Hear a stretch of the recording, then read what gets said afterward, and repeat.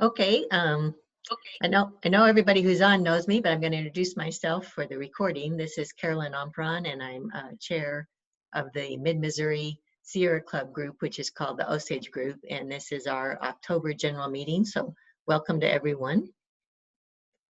And what our agenda is for tonight is I'm just going to cover a few brief election updates, because right now most of our Sierra Club activities are focused on the election and turning out the vote. And then we'll have our speaker. Oops.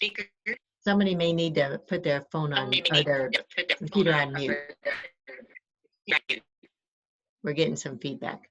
Let me see. Okay, so our speaker tonight is going to be Brad Kelly. Well, hold on, let me see if I can do it.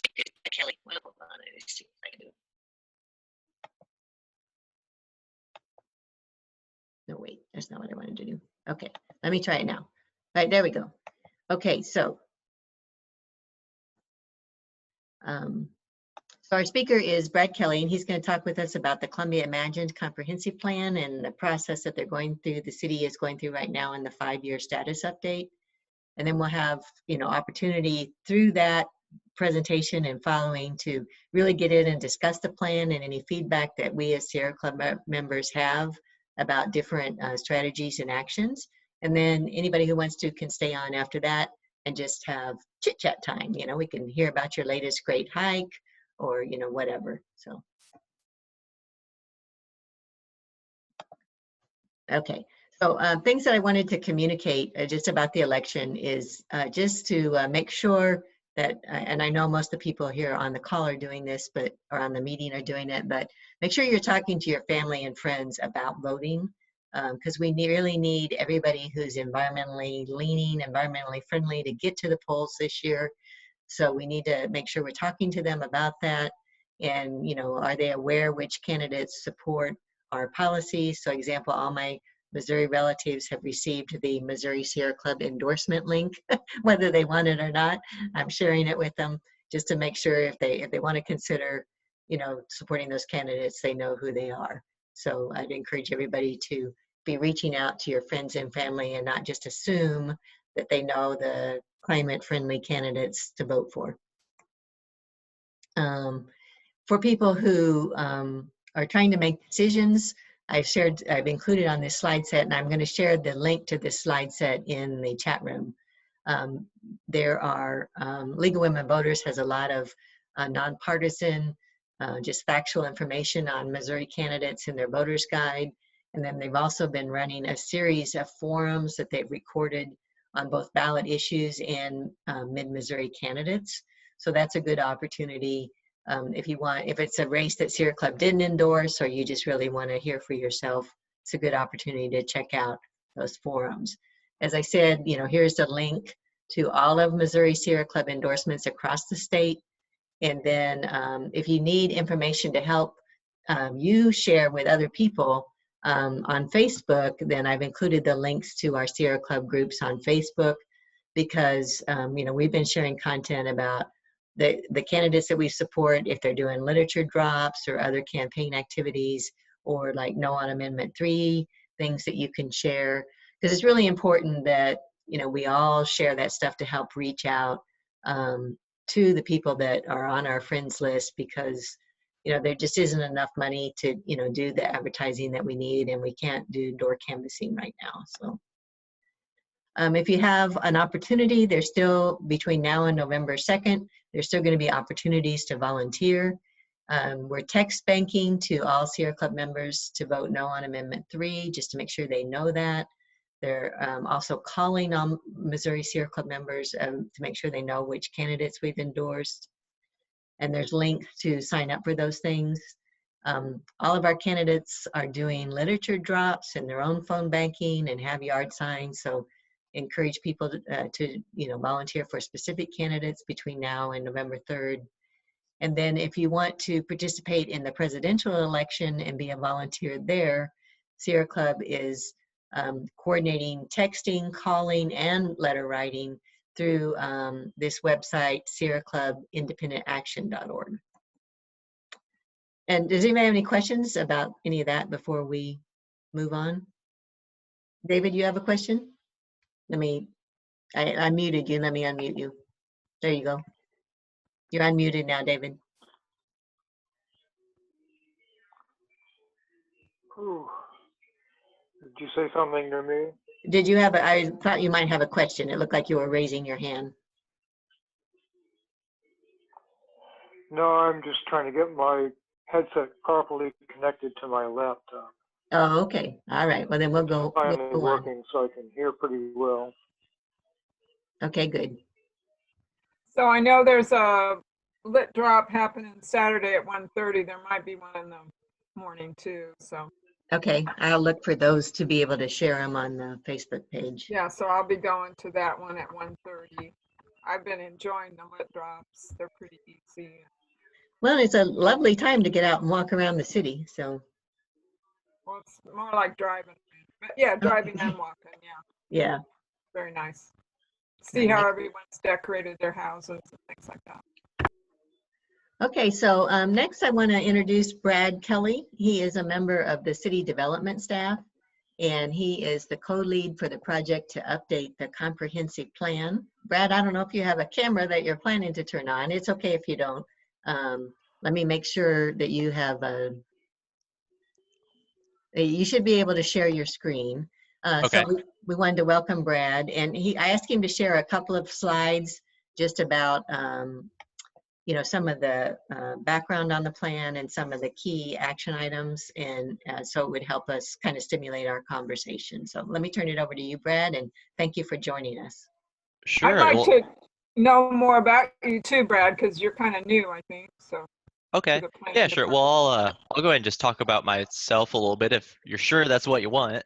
And then I'll kind of talk about the plan. I grew up in Southeast Missouri on a farm. Long story short, graduated from Missouri State University with a degree in community and regional planning. I've worked for first for the Missouri Department of Conservation as an intern working on some watershed stuff in Southwest Missouri, and then I interned for MoDOT. Um, I don't have a camera available right now. Sorry. Then I started full time with MoDOT in Jefferson City. Didn't really like working for a state agency that didn't really do much planning. I care more about people and local issues. And I'd been going to some city stuff here because I'd moved to Columbia, and I really liked some of the stuff that city was working on. So it really motivated me to apply here. So I've been with the city since March, and I've had some pretty cool opportunities to work on some neat things, such as the comprehensive plan, for example, which I'll use as a decent segue. See if I can share my screen. Your background sounds great. Great. We're glad to have you as part of our development team. Yeah, I'll honestly say it's really cool from my perspective that the city's adopted a climate adaptation and action adaptation plan. That's pretty cool. You don't always see that. That's I don't know, pretty unique to me. Let's try to figure out how do I present this. Yeah, there you Okay, go. can you guys see this? It's kind Yes. of blown up. Okay. So Columbia Imagined is the city's comprehensive plan. It was adopted in 2013, so it's fairly recent. Usually these plans cover about a 20-year planning window, and often they're updated like every 5 years or so. So we're kind of in the process right now of getting ready to update it. The comprehensive plan itself, though, provides guidance on land use, growth management, quality of life, and just general decision making that commissions and the council will go through. It starts out kind of by building stakeholder list, a broad coalition, and building a vision for the city in terms of land use, how we want to live, grow, etc. And then looks at physical existing conditions. Could look at housing, transportation, the environment, and just how all those things play together. Our plan is divided into 7 categories that you guys can see here. And ultimately, what comes out of a comprehensive plan is a future land use map that shows the most appropriate areas for residential, commercial, industrial, etc. types of zones.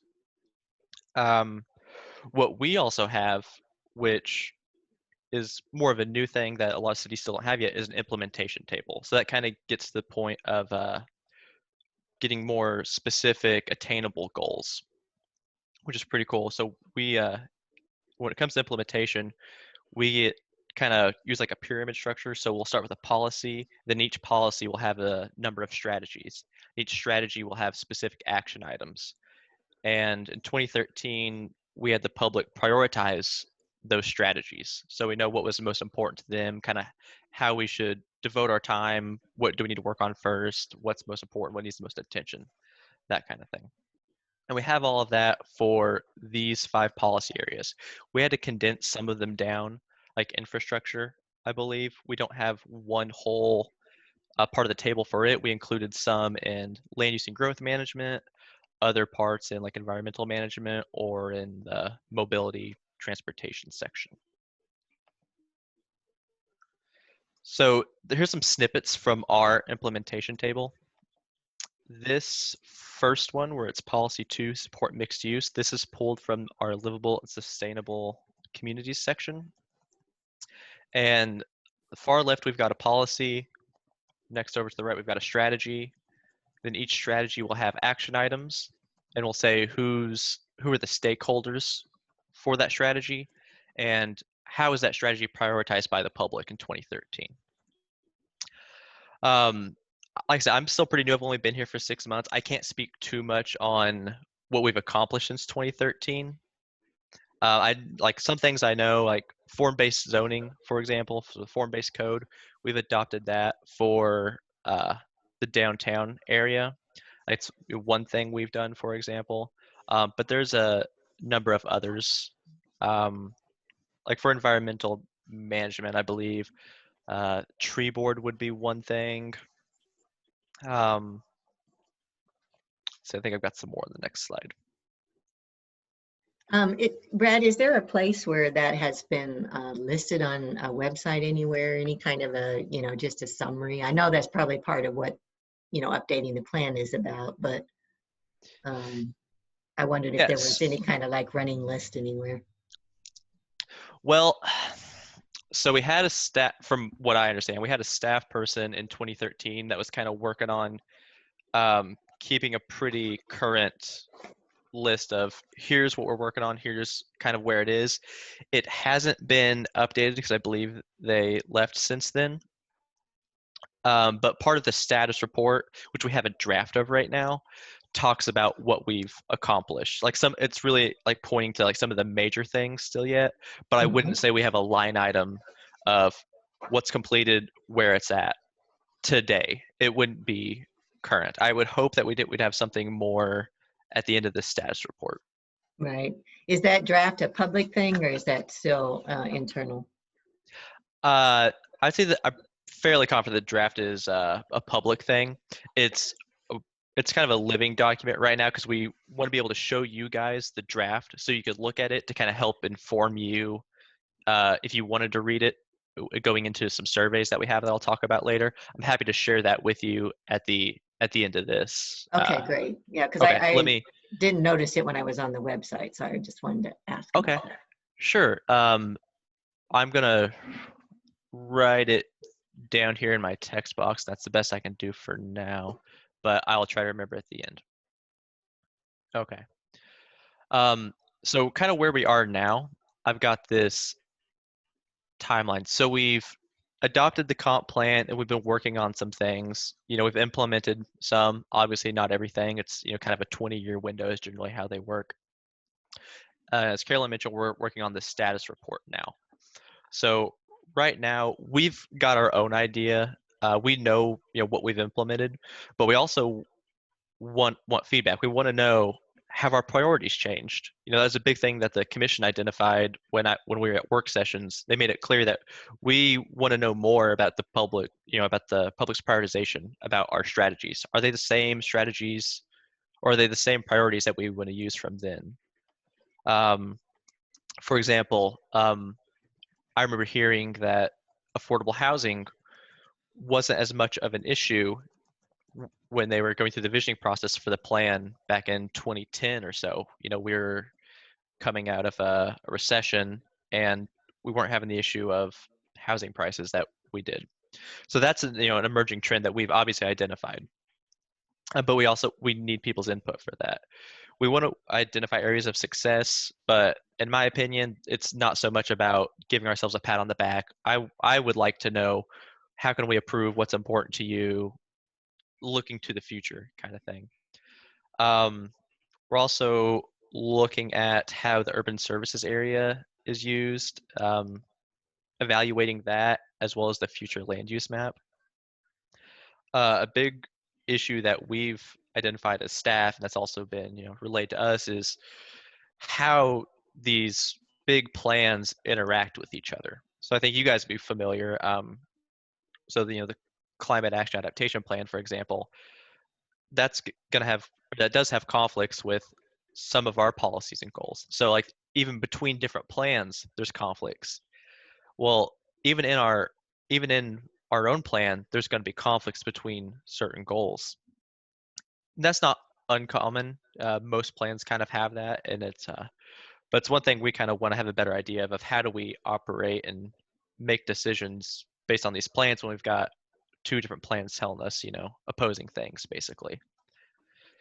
And also we're just using this as a time to, get people interested again, share information where we're at, and bring those people into this process of providing input.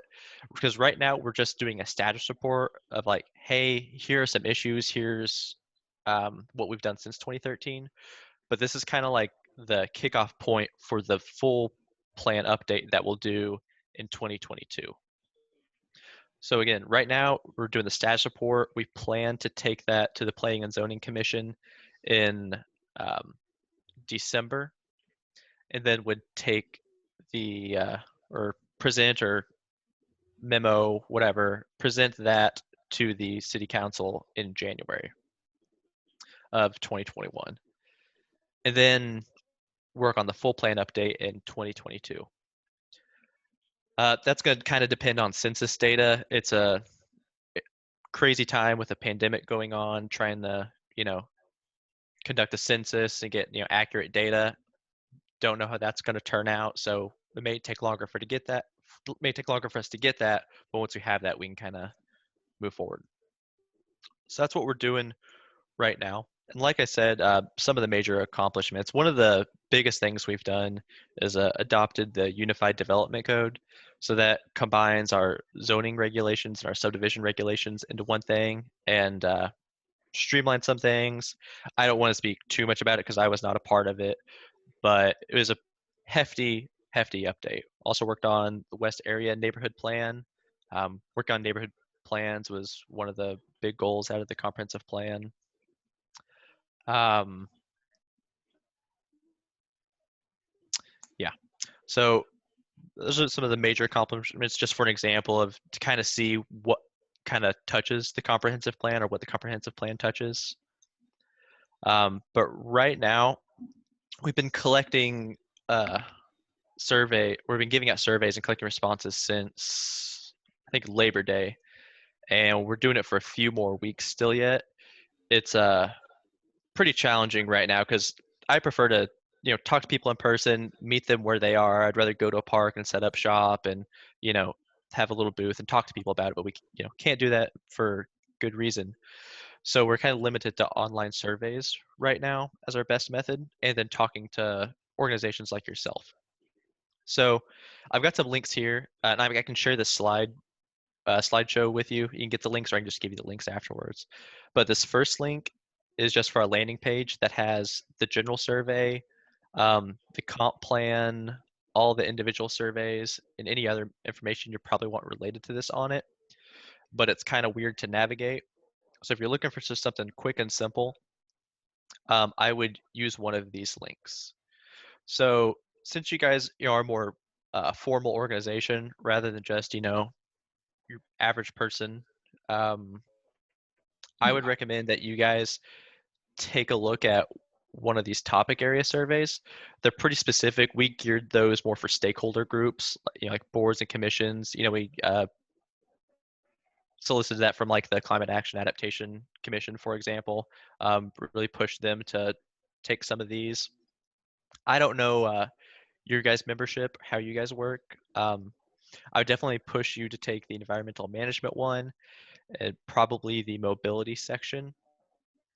Um, but I'm not saying like you all each have to do those individually. I think what the Climate Commission did, for example, they kind of tasked one person with completing one topic survey, another person would do the mobility one, someone else would do the environmental management one. They'd kind of gather people's thoughts and just one person will fill it out. If that's what you want to do, it's fine. But with you guys, I'd encourage you to take one of the topic area surveys. The general survey is pretty broad. It's kind of at a high level for a lot of it, but then it also talks about prioritization. The topic area surveys really dive more deep into the specific action items of the surveys or of the comp plan. So that's kind of where we are now. Here pretty soon, we're going to start analyzing all that data and putting it back into the status report and then sending that to Planning and Zoning Commission. But happy to answer any questions you guys have or give you some more information if you would like. This is Carolyn. I have a question. So, instead of us, talking through like any feedback right now, you would prefer that we just kind of capture it in one of these surveys, right? And then we could say either that we're doing it as an individual or on behalf of the Sierra Club. I'm happy to talk about it. I'd say it'd probably be best if you did it through the survey, and then if you did the topic area survey, there's a spot where it'll ask if you're part of a board or commission. Right. If you could just put Sierra Club dash Carolyn or however you want to do it, I'll know that it was Okay. through this, that we could use that method. Okay. That would allow you to collect your thoughts and get a more coherent collective kind of response together. Okay. I was wondering if maybe we could go through one like environmental management and just maybe not give our feedback, but we could just see what it involves and if we had any questions for you for it. Would that be possible? Yeah, I could pull that up real quick and we could kind of go through it a little bit. If that's what you Other want to do. people are interested in that. Yeah, that sounds good, Dee. And Christine, did you want to make the comment that you wrote in the text chat? Oh, I'm sorry, I didn't see it. Go ahead and pull that up while we're doing that. Christine's comment is, that, and I think it fits with what you were talking about with emerging trends, that there's been a lot of issues highlighted with the Black Lives Matter movement over the last 8 months that we need to really think about in terms of disenfranchisement of some groups when it comes to housing, green spaces, those type of things. Okay. Sorry, was there a question there? No, it's more of a comment. Okay. Yeah. I agree. What I've seen in the plan is one of the strategies that was added by council in 2013 was, oh Lord, it's probably one I shouldn't try to paraphrase. Let me try to find it. Was to identify opportunities to promote community safety through design, community policing, and promoting the siting of public safety facilities and access to community resources. That's kind of the closest strategy that connects to that. And from what I looked at the strategies last, was this week, we had about 70 responses. For the livable and sustainable communities section, that was the highest prioritized strategy. Oh, interesting. I agree. So everybody's getting on board. That's good. Yeah. We're seeing some responses about COVID, some other stuff. I'm seeing a lot of like varied responses as well. So some like really polarized responses. Like one person will say one thing, very clear on, the response, and then the next one will be a polar opposite. It's really interesting right now, but we only have about 70 responses. It's kind of hard right now. We're in a weird position where, there's a lot of things happening right now as far as civics go. There's election, pandemic, Yes. like you're talking about with Black Lives Matter. There's a lot of things going on, and a comprehensive plan isn't too high on people's radar. Yes, it is high on my radar, and I've still only been able to take the environmental survey. So, Yeah. Okay. All right. So let me. so it's just like you said. There's so much going on that and I Yeah. don't want to. I don't want to do it lightly. I wanted to actually look at the document and Yeah. Oh, yeah. Yeah. I agree. Let me see if I can pull this up. Yeah, we all of us might need to go into full screen mode to see it well. Okay. Can you guys see the survey I've pulled up? I can. So if you Okay. guys put your Zoom link into full screen mode, then it helps it be a little bigger. Okay. So I'll try to narrate this rather than make you read all of this. Basically, I kind of talk that the overarching big picture thing is there are policies. Each policy has strategies, and there are action items. And this infographic kind of talks about what we had before. I also put in here how all the strategies were prioritized in 2013, if you kind of wanted to get an idea of, what the consensus was then. But it'd be pretty hard for you to read now. Yes. And Brad, I just want to say for the new person that joined us, what we're doing is looking through the survey on environmental management so we can, get a feel for what's in here and then ask any questions we might have. Okay, so I have a really wide screen, so it kind of looks weird on my monitor.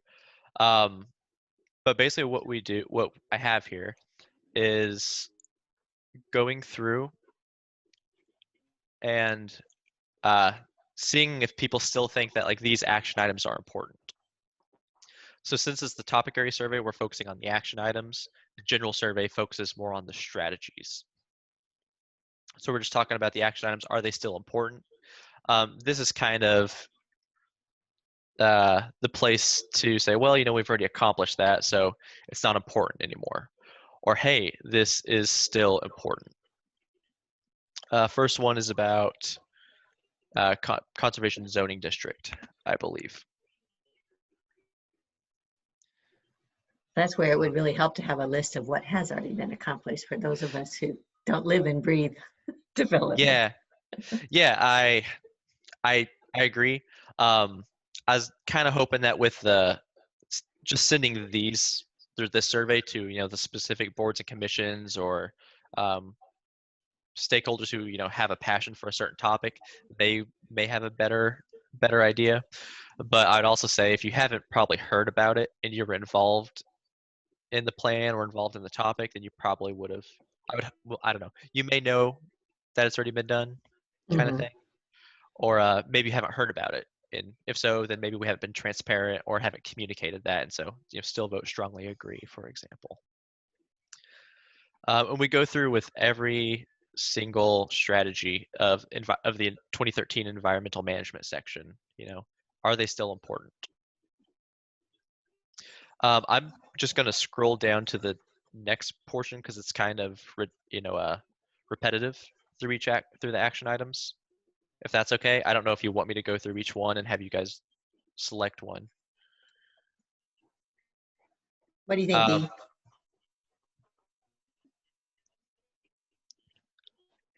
No, I think it went back I on think mute it's for fine you. to keep going.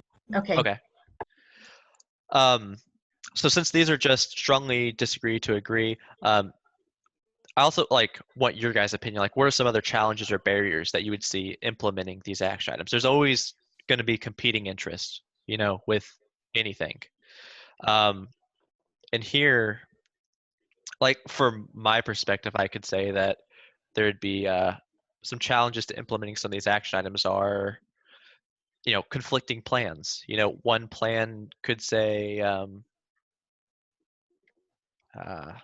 something about environmental buffers or something, and then some other plan could say something else that contradicts that. Or, they're both trying to solve a problem, but they're both proposing two different solutions. Just as an example. So use this if you have any input for like any challenges or barriers that you're aware of. So this section, I assume besides money. yeah, well, I mean that too. I've seen responses that'll, I haven't seen any that have said money, but I mean, yeah, at the end of the day, that's kind of part of the society we live in. But people will say, well, I don't want to put words in people's mouth, so let's not even go there. Right. This section's about prioritization. It's a little simpler. Basically, just go through and prioritize these strategies for, the environmental management section. There's only 7 here. Conservation district, opportunities for environmental preservation, sensitive areas, natural areas, and agricultural land, land disturbance regulations, land preservation, and then conservation subdivision standards. Yeah, I think go ahead, Dee, go ahead. Well, one thing I'm wondering about is kind of what your thoughts are on strengthened land disturbance regulations. I'm kind of surprised that was rated low, but it's another one where I'm not sure if we, is it still okay to fill floodplain and,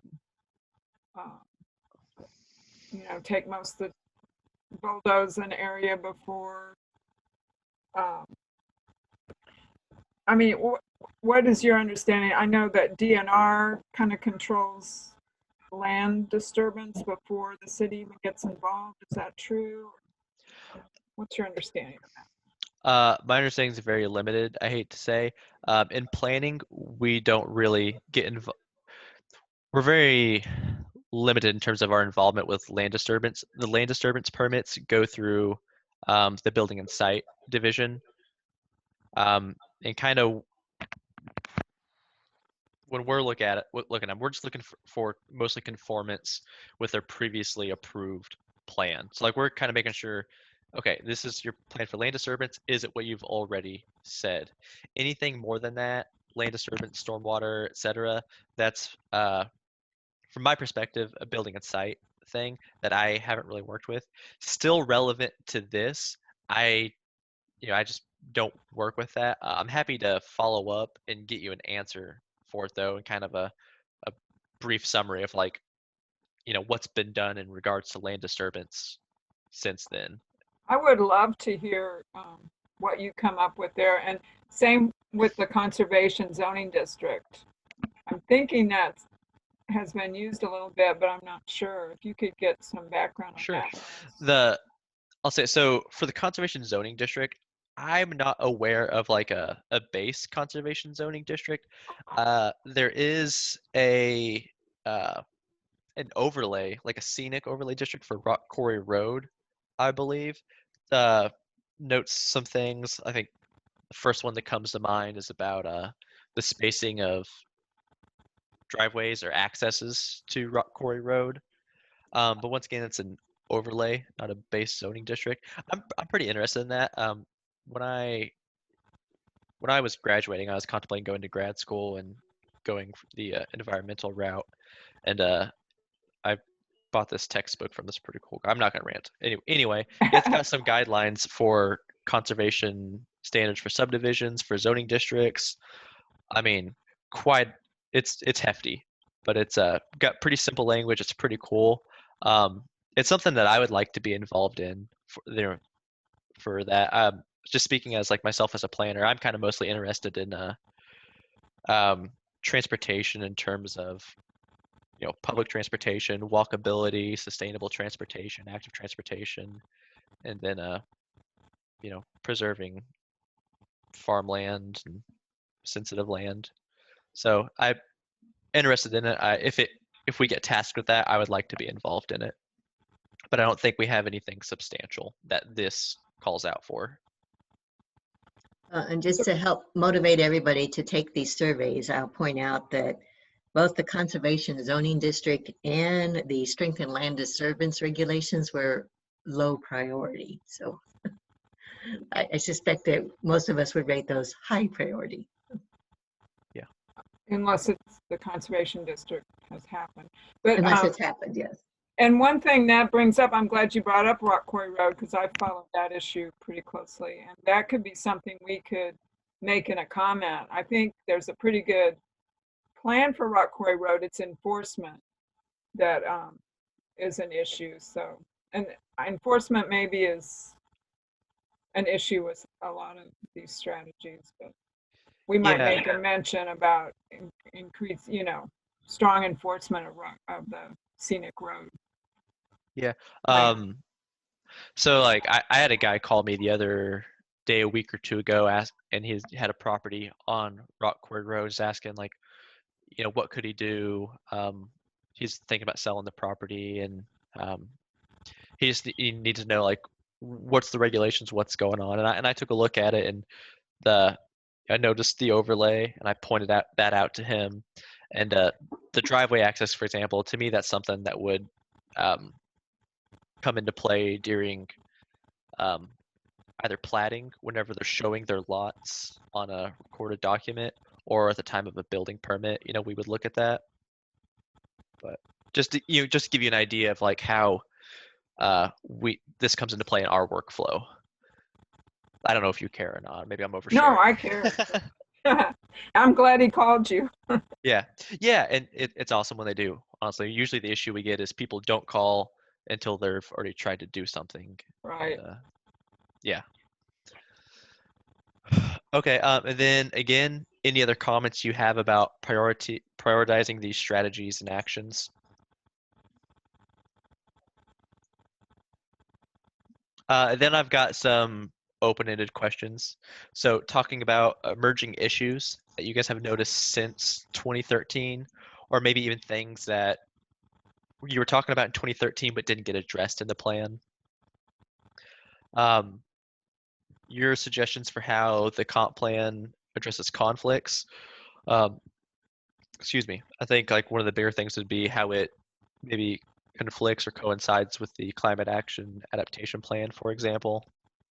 And I keep saying that just because it seems to me to be one of the more relevant plans to your guys' organization.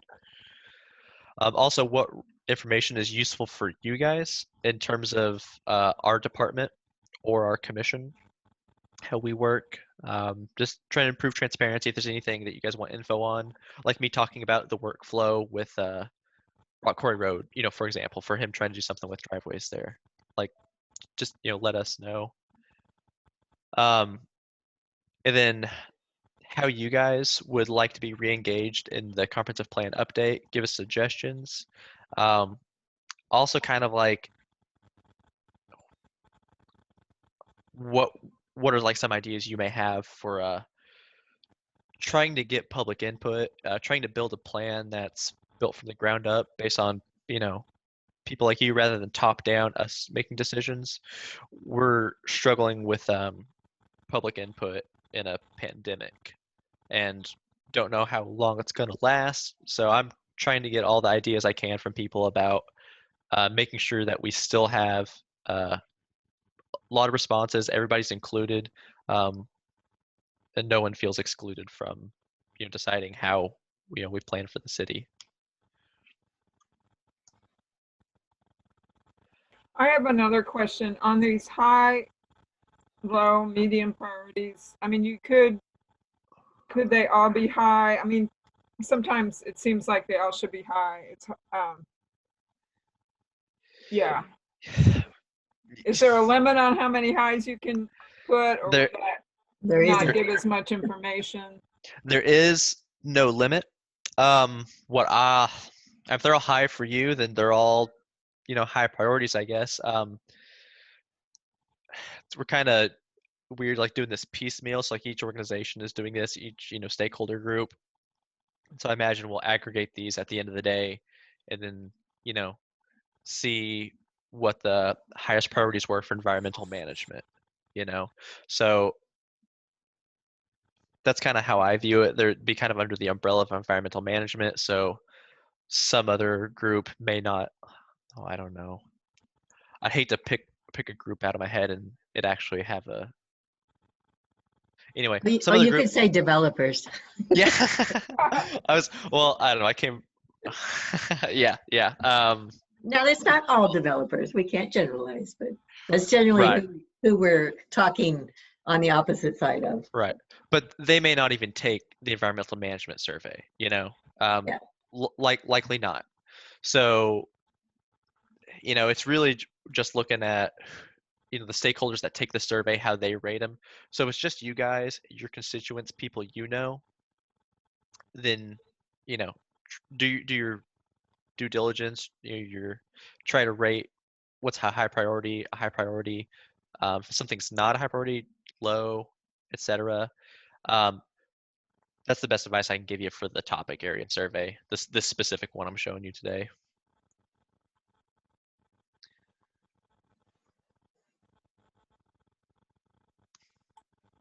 I've also got some just basic demographic information for the topic area surveys. So just questions about your occupation. Are you a member of a city board or commission? If so, which one? So when I was telling you earlier, you could put your organization in here. Um, I think there's a spot on the next page you could put it, and I'd pick it out. So you could put it there. I'll find it, or you could put it on the next page. Either way. Then I ask what ward you live in. I appreciate that great ward map. That's wonderful. I'm going to save mine and use it. Yeah, it's really, man. People I know it's cliche, but pictures are worth 1,000 words. They really are. It's cool. We use this in the general survey too to kind of see where we're getting responses from. In my mind, what I want to do is I really want to make sure that we're having an inclusive process, that we're getting input from everybody from everywhere. Obviously, what's happened historically is groups have been marginalized, disenfranchised. They haven't been heard. So I think this has started the process to kind of remedy some of that. If we see that, for example, this week I went through to check for the general survey to see who responded from, not who, but which wards had the least amount of responses, kind of thing, and we sent a memo to council saying, hey, here's the responses from the wards, and here's the total responses, to kind of cue to them that maybe they only have 3 or 4 responses in their entire ward, so they could get their constituents together and get some responses. Who was low, like 2 and 3, or? I think 4 and 5 were the highest. Uh-huh. 4 definitely being the highest. I can't remember who the lowest was, but I think 1, 2, 3, and 6 were all around the same level, pretty low. But also, like I said, we're just struggling getting responses in general. Well, I can tell you when we did the surveys for the climate action plan development, and I've seen you guys using social media and Nextdoor app, but you probably need to go back and do that all again since you've extended the deadline into November. So that would be a recommendation I would make, is do all your social media postings another round. Yeah, appreciate it. We're talking about this week. I think our neighborhood guy Bill Canton was working on a push. But yeah, I appreciate that input. I'll see what we're doing there.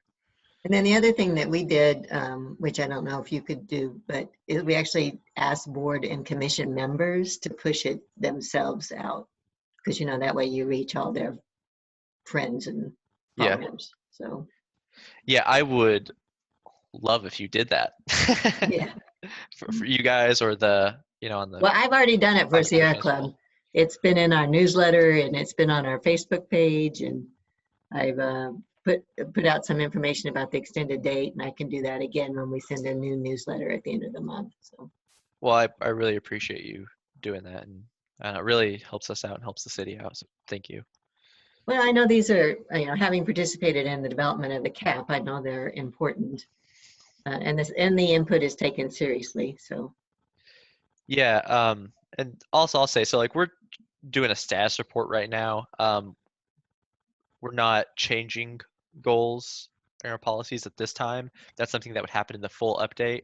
We're gonna have a more robust public outreach plan for when we do the full update.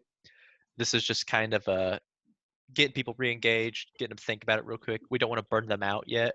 We just want to get the ball rolling.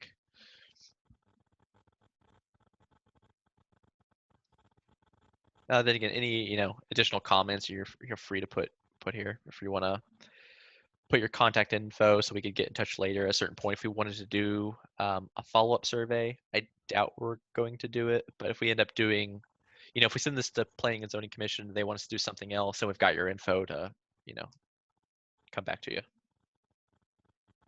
So this would be another place that we could enter that, we were responding as part of Sierra Club, I guess. Yeah, One of yeah. these two This spots. would be, yeah, if that's what you guys want to do, I'd probably recommend you put it here. Be a Okay. good spot. And I would just mention too, for anybody that, if you're reading, or you're doing it and you want more information on, a specific plan section, then, that's where you can go back to the original 5-year plan document and, kind of read a little bit more detail about some of what they were thinking about these particular actions or strategies. So it doesn't always explain everything, but there is more. Yeah, I may regret this later, but I'll extend myself as help there if it's pretty limited, so it shouldn't be too bad. But if you guys are doing the survey and you have a question, you're unsure, you could contact me and I'll try to help walk you through it if you want. I wouldn't mind. Okay, great. Thank you.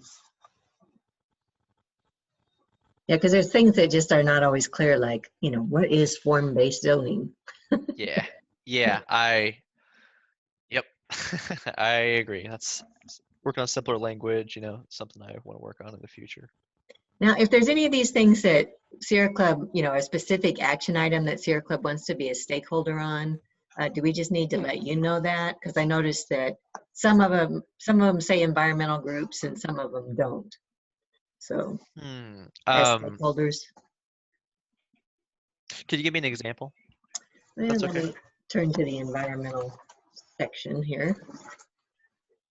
So like, encourage preservation of sensitive natural areas and prime agricultural land. When you look at the actual implementation plan, it doesn't list environmental groups as a stakeholder. It lists some specific groups like Center for Urban Ag or Green Belt Land Trust, Missouri Farm Bureau, but it doesn't list Sierra Club or environmental groups in general, whereas some of them actually do say environmental groups as kind of like a catch-all. Yeah, that's okay, that's really, let me write some notes to myself real quick, okay? And I can follow up with you on that. Yeah, and I don't know how much I would imagine difference that makes when implementation's going on. Like if somebody's doing something on that specific action item, then, we would like to be informed about it. I mean, Dee does a great job of trying to stay up with planning and zoning, but I know there's other groups that, potentially might be working on something, so. Okay. So while I'm writing my notes down here, I was also going to give you a copy of the status report. Copy of status report draft, and one more thing, probably slideshow. Yeah, I would definitely like a copy of your slideshow because it had that status page in it too. Okay, so you follow up with you on latest service progress, action, stakeholders for action items, what that's like. Copy of the status report draft. It's kind of more of a narrative and yeah, that sounds good. And then the slideshow. Anything else that you guys want to follow up on? Oh, I think Greenbelt Land Trust, I happen to be on that board too, is another stakeholder that if it's not already on as part of the sensitive natural areas and prime agricultural land, that's what they work with to conserve with easements. So it'd be good if they were included. Okay, can you say it to me one more time? Greenbelt Land Trust as a stakeholder. For the overall update process you're talking about, Dee? Well, hopefully, yeah, they should have been sent this too, but also whatever you were talking about, Carolyn, where. Oh, yeah, it's under each specific strategy has stakeholders listed. So Yeah. that was what I was talking about. So anything to do with preserving sensitive natural areas or agricultural land would also be, the Greenbelt would be a stakeholder in that. Okay, sensitive areas and natural land. Okay, add that. And they were listed on some of them, but I don't know if on all of them. Okay, Yeah. and I can follow up tomorrow to go through and make sure it looks good with you guys. We don't have to go through line item right now if you don't want. Yeah, no, that's fine. And then Brad, Christine had a question, and I don't know if this applies to this plan or not, but you can let us know. She was wondering if there's been any air quality studies done in Columbia, and does that apply to this plan?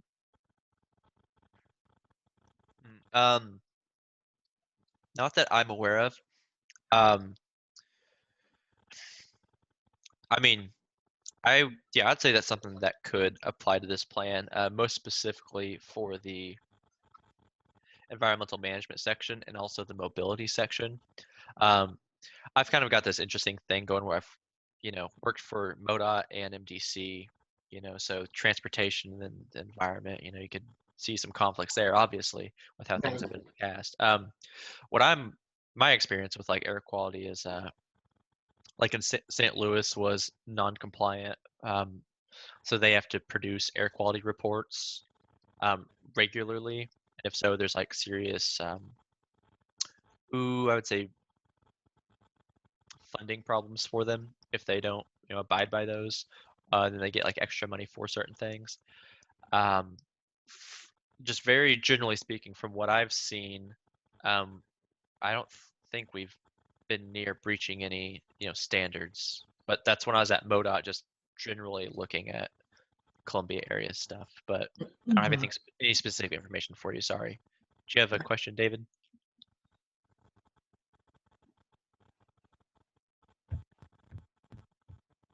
Oh yeah, David's question is, there's a huge hole in the plan. What about agriculture, food supply, nutrition, and health? Nutrition and health. So yeah, definitely agriculture. I see more so like environmental management, food supply stuff. That's something I feel like we either identified it as a. Is that me? Am I hearing echo? We either identified that I as think David's breaking up. Can you hear me? Well, we can, but you're breaking up pretty bad.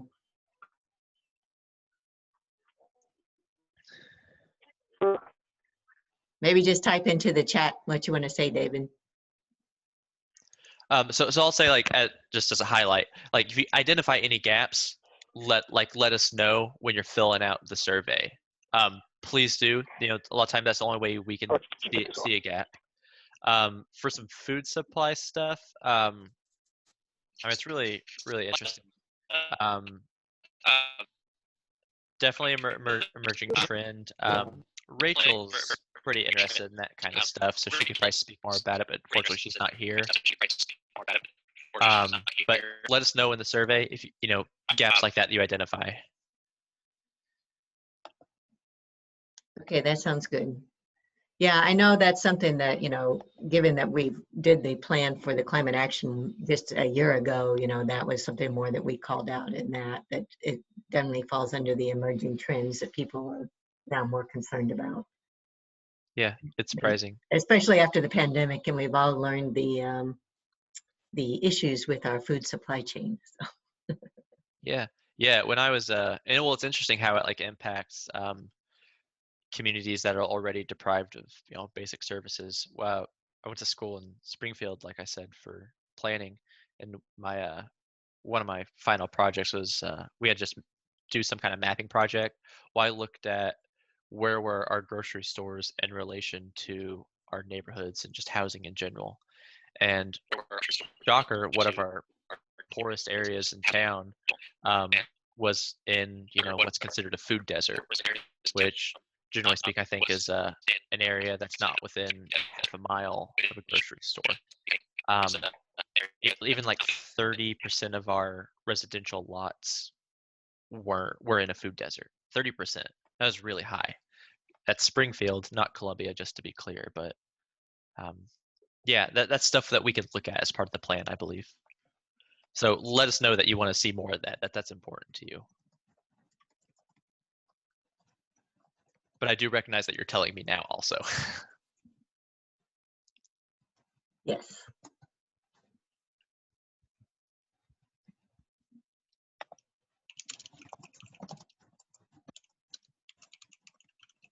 I'm just telling David that to use chat since his microphone keeps breaking up.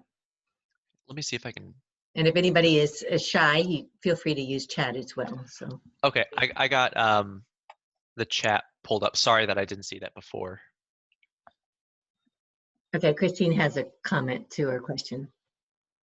If you have it pulled up. I'm concerned. I checked out the trail project there over the Hinkson, the one that was disputed there off of Bluffdale Drive, I think it is, that crossed over to MU. And during the project, I saw hundreds of tons of that beautiful black soil that had been dug out, and it sort of disappeared. And I'm just curious if there's, or what part of this project would address ensuring that that soil is not being, disappeared in the night to somebody's farm, somebody's private place, and is actually being utilized, somehow. Does that make sense? Yeah. I'm concerned that to be direct, I don't know. Trail stuff, I mean, Parks and Rec would, obviously have ownership over that. I can ask. I doubt that I would get I don't know what kind of answer I would get to that, so sorry, I don't know more about that.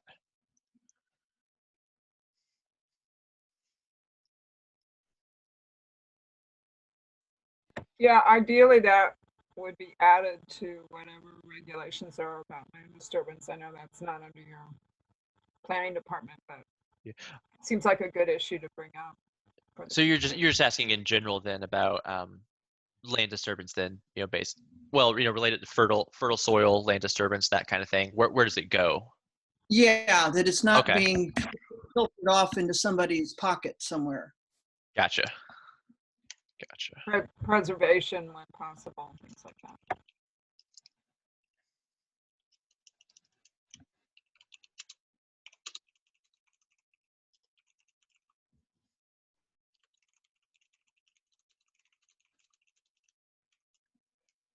Okay.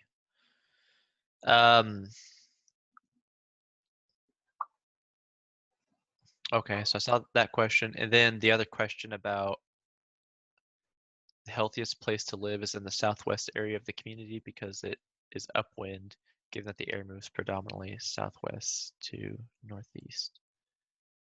We already talked about the air quality part. I don't know. I mean, there are a lot of things that contribute to, health in a community. Air quality is one. Walkability is another.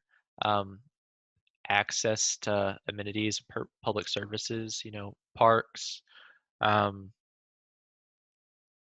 There's a lot to it. I wouldn't know where the healthiest part is. I haven't heard that before.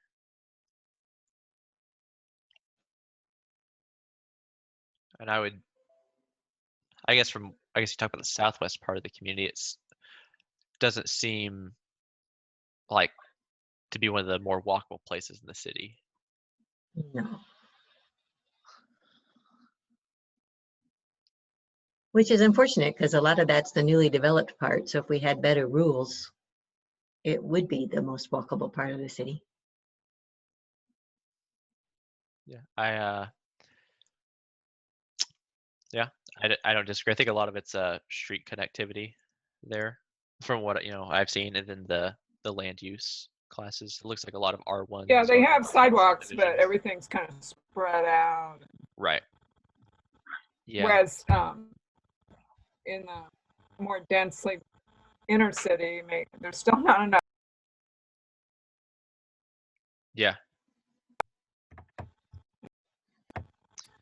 Okay, does anyone have any more questions or comments for Brad? Really appreciate your help. So just want to reiterate to everybody again about taking the surveys. Let's see. So Brad, did you have those convenient to post in the chat, or just the one link? I'll get the one links to the main page where it has all the links to the surveys. Here, I can post them real Yeah. quick. I'm a pretty quick typer. Yeah. So And this, we as a Sierra Club, I guess we should each take, I mean, you've already done the I did environmental management. It's the only one I've done, but I didn't say it was for Sierra Club. So. Well, yeah, what I would recommend is maybe like you each person does the general survey at the very least, and then also as the Sierra Club do one of the topic area surveys. Does that make sense? I think we want to do more than one. Yeah, there's like 4 of them that. Yeah, I don't want to overload you. They're kind of dense, and that's it. Wish we could better with it, but kind of a limited time. They're kind of dense. I don't want to push you to take 6 surveys that each take 30 minutes. But I guess if you've seen one, then you kind of see how they all kind of work. But yeah, I will not stop you at all from taking more surveys. Please do. Yeah. Well, we have things to say about all of them, except for maybe economic development. So. Yeah. Okay. Well, yeah. Again, thank you guys for having me here and asking questions and getting involved. Really, really, really appreciate it. Okay, I'll keep putting the links in while you switch to the other topic, if that's the best way for you to do it. Okay. Well, and I am going to stop the recording, so let me do that.